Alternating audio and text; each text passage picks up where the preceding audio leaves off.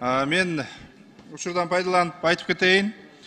АТР боюнча, административдик территориалдык реформа боюнча, Ош шаары боюнча, мисалы, Алмаз Акунжанов, сиз дагы көңүл бөлүп койсоңуз, өкмөттүн ушу комиссиясына кичине жеткирип барсаңыздар дагы болот. Биз комитетте мүчө болдук эле, эмгеге чейин жыйынтык жок болуп атат.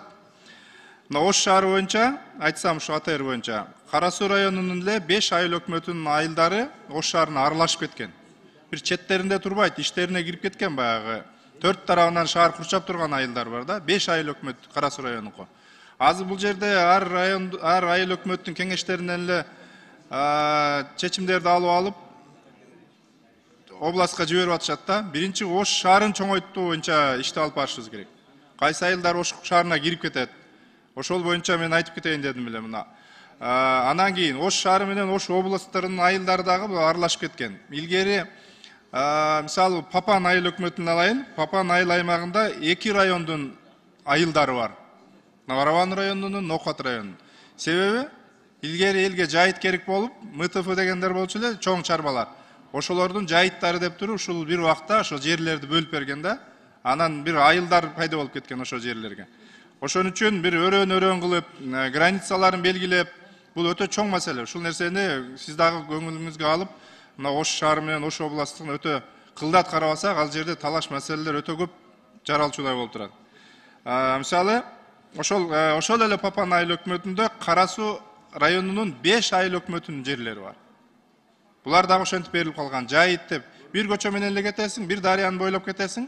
Ошол жерде Мады айыл өкмөтүнүн айылы бар, Лаглан деген, Нариман айыл өкмөтүнүн Күрөңкол деген айылы бар.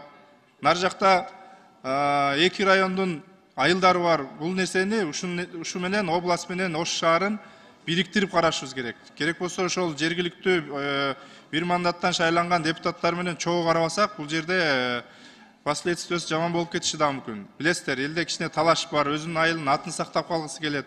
Ошон үчүн бул маселени экөөңүздөр тең эске алып, ошол комиссиянын составындагыларга ошол Акылбек Сөнбекович баш болуп жеткизип коюшуңуздар керек. Акылбек Сөнбекович Ош шаарынын кеңейтүү боюнча дагы өзүнүн пландары бар болчу да.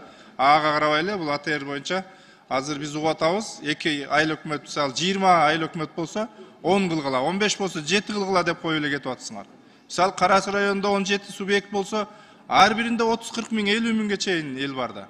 Ал жерден 17-нде 8 кылгыла дегендей үстүдөн жогорку жактан түшүптүр. Анда болбойт да. Ал жактан чоң-чоңдорду өз ордунча калтырыш керек, чоң айыл өкмөттөр. Кичинекейлерди бириктирсек болот, территориалдык жактан карап туруп бириктирсек болот. Ушуну эске алыңыздар. Рахмат.